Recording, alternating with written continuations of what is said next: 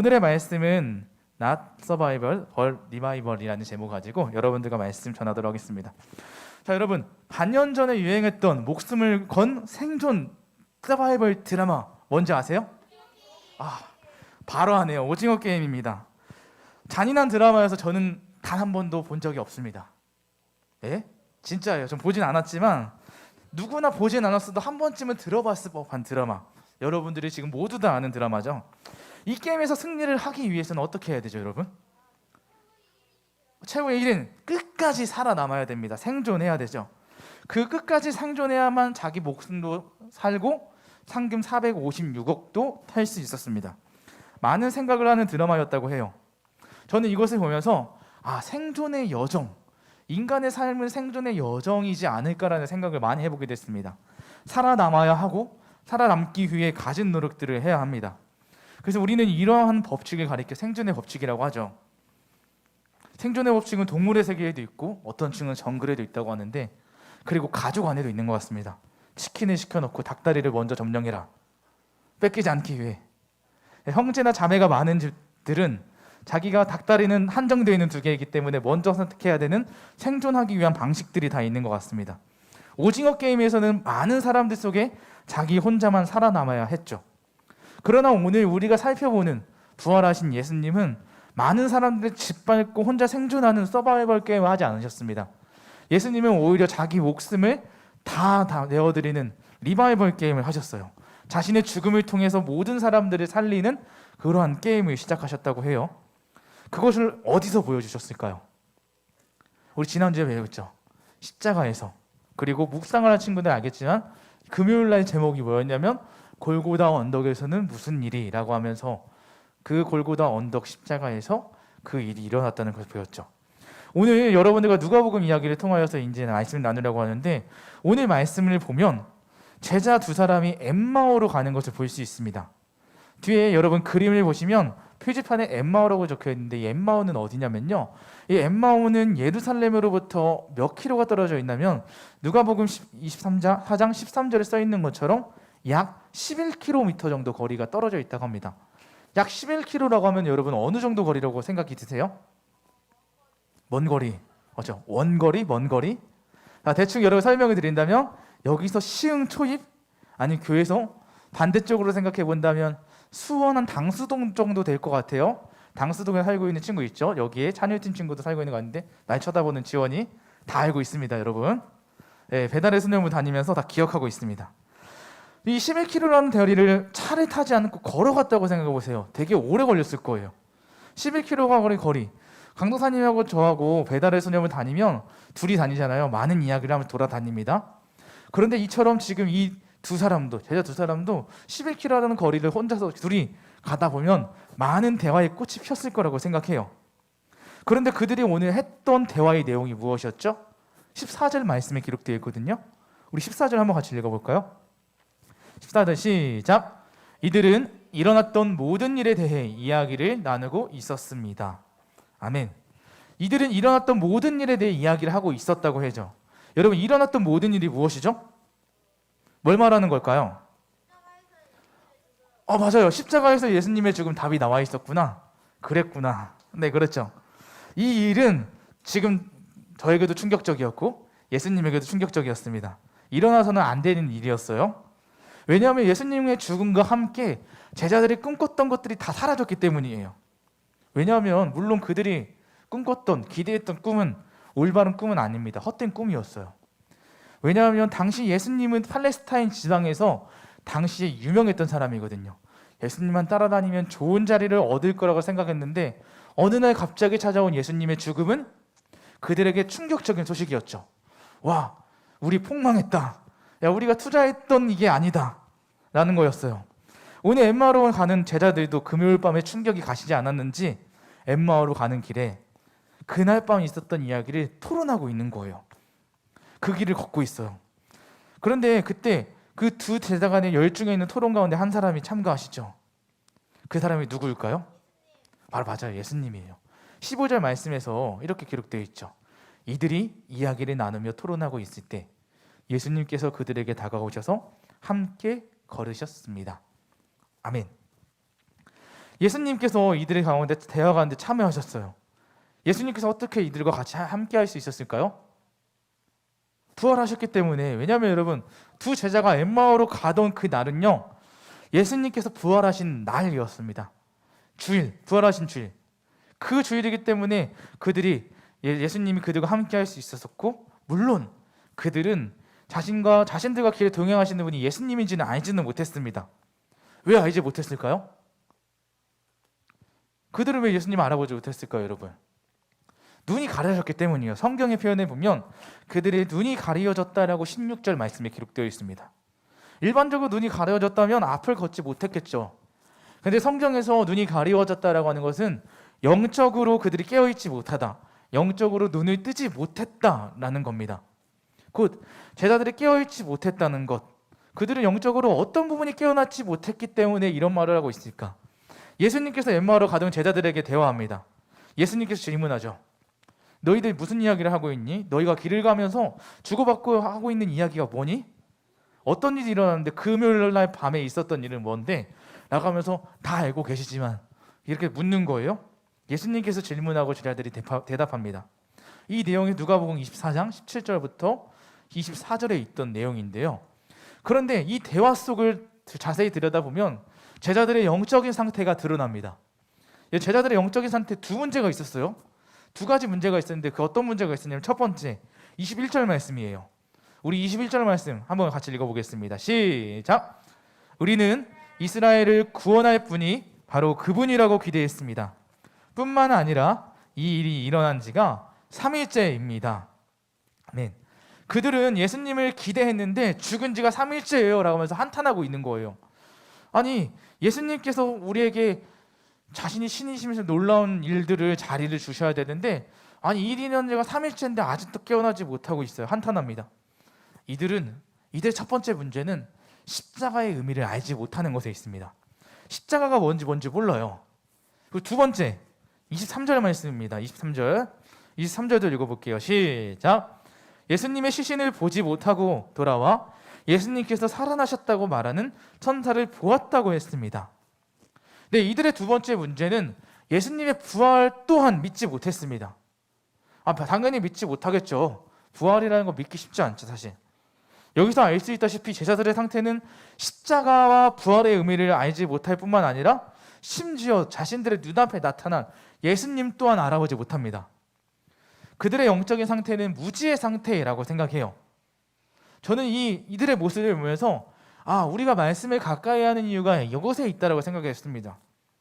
왜냐하면 예수님을 3년씩이나 따라갔던 사람들이 제자들이에요. 제자들이 누구예요, 여러분? 예수님 곁에서 같이 먹고 마시면서 따라다녔던 사람들입니다. 그런데 그들은 말씀을 제대로 알지 못하기 때문에 십자가의 의미도 모르고요, 부활에 대해 제대로 알지도 못합니다.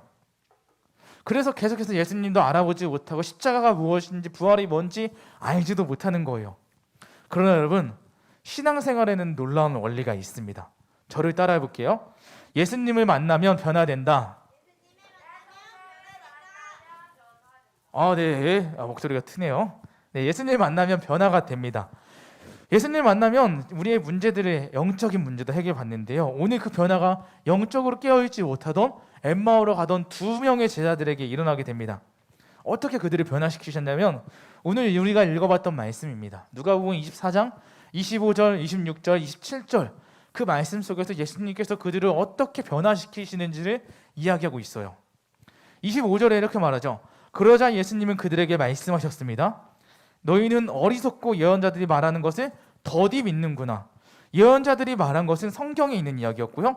그리고 26절 그리스도가 이 모든 고난을 받고 그의 영광에 들어가야 할 것이 아니겠느냐. 고난을 받고 영광에 들어간다는 것, 이 이야기 똑같이 성경에 있는 이야기를 했습니다.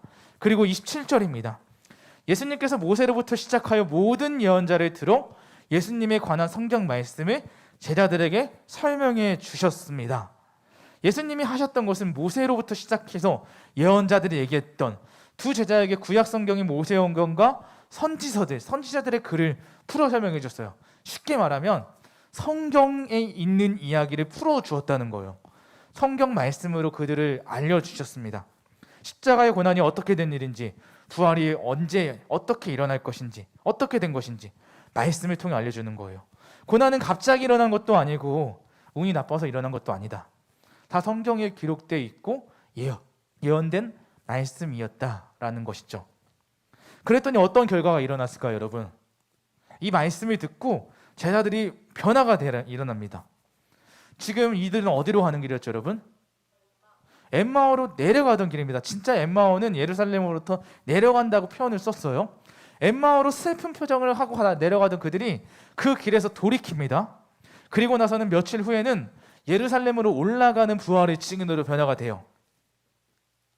무슨 말이냐면요, 지금은 엠마오로 내려가던 사람들이었어요. 그런데 며칠 후에 예수님이 부활하셨잖아요. 40일 동안 땅에서 복음 전하다가 이제 그 산에서 제자들에게 이제 승천하시면서 그때 그들은 이제 부활의 증인으로 다시 쓰거든요. 이것이 어떻게 가능했을까요? 슬픈 표정을 하던 사람들이 돌이켜서 부활의 증인으로 변화될 수 있었던 것.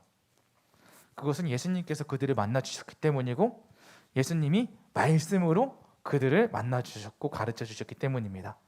그래서 그들이 32절 말씀에서 이렇게 고백해요.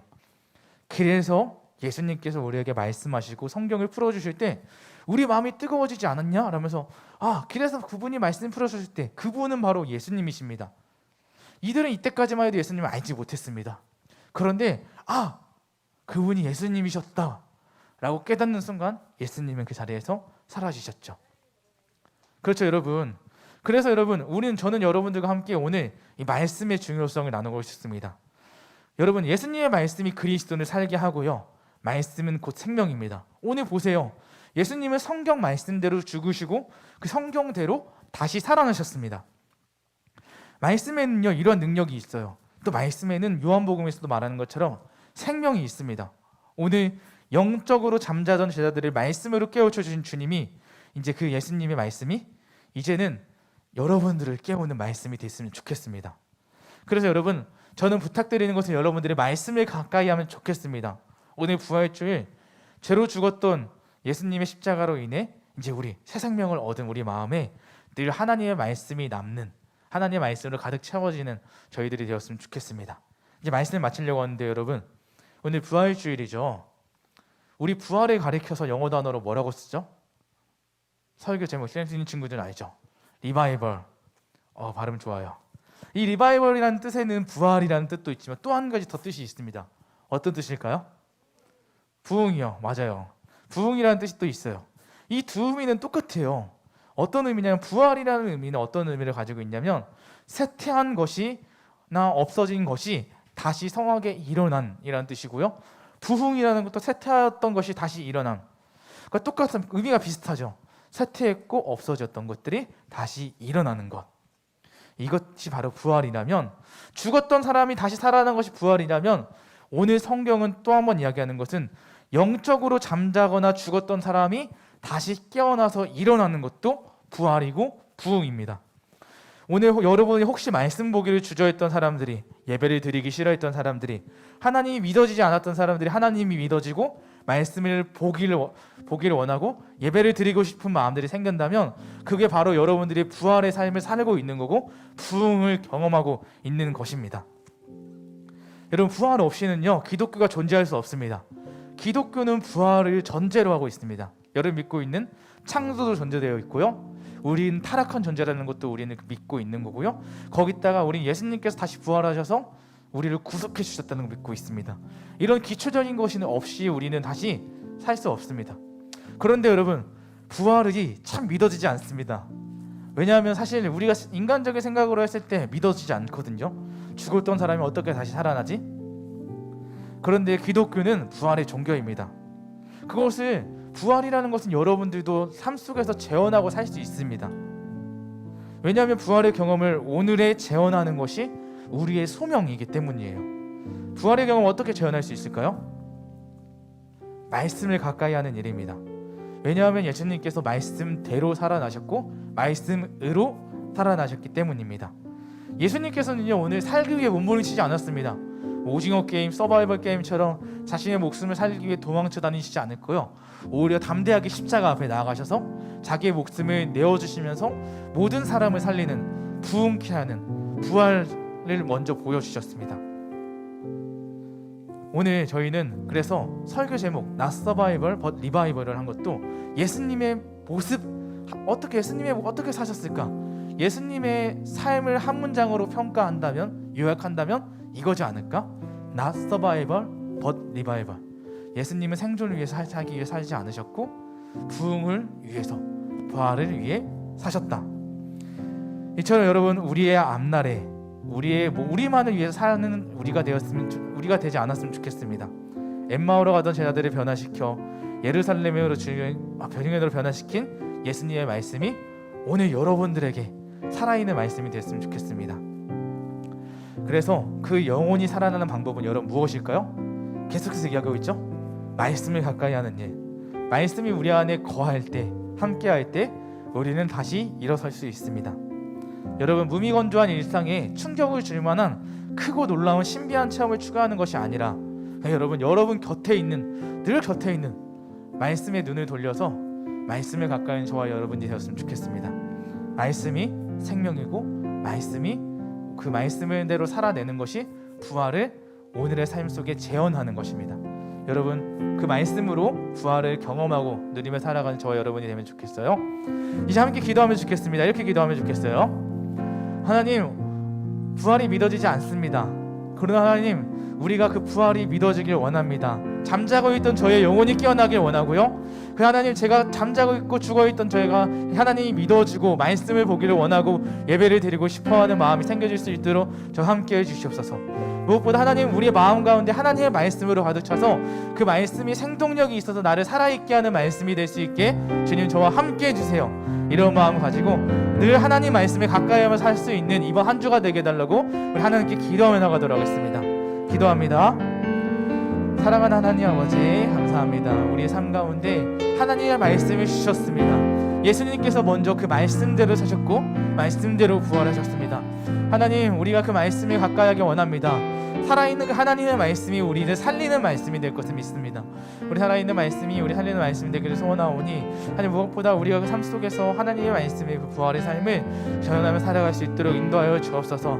하나님, 제가 잠자고 있던 나의 영적인 상태가 깨어있지 못한 상태에 있다든지 아니면 무지의 상태에 있다면 하나님, 제가 하나님을 더욱더 알기를 원합니다. 말씀에 가까이 하나님을 더욱더 살기를 소원하오니 우리 가운데 인도하여 주옵소서. 주님, 사랑하는 하나님, 예수님께서 부활하신 아침 이렇게 하나님 앞에 나와 예배드립니다. 하나님, 우리가 다른 것보다 하나님의 말씀을 가까이 하는 것을 더 소중히 여기는 우리가 되길 원합니다. 말씀에 생명이 있어서 그 말씀이 우리를 살리는 말씀이 되길 원합니다.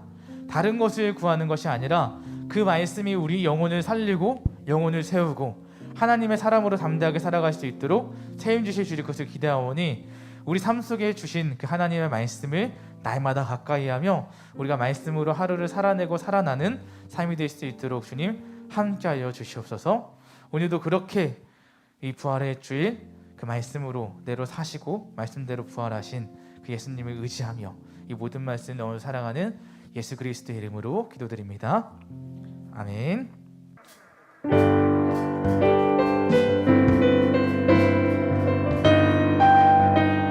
자, 다 같이 일어나서 손을 뻗어서 승민이도 축하하고 우리 옆에 있는 친구도 축복하면서 우리 현장에 많은 친구들 나왔는데 같이 축복하며 나가도록 하겠습니다.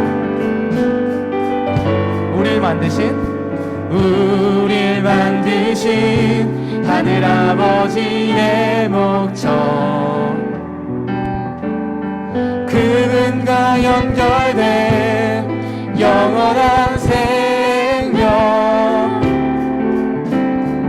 예수 안에 있는 우리 모두에게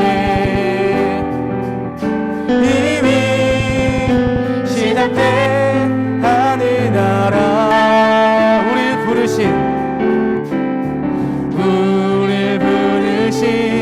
하늘아버지의 사랑, 한 형제여 자매인 하나님의 교회, 예수 안에 있는 우리 모두에게 이미 시작된 하늘나라, 예수 그리스도 안으로 들어가서 그분과 함께 사는 삶, 내가 너희를 사랑한 것 같이 너희도 서로 사랑하라.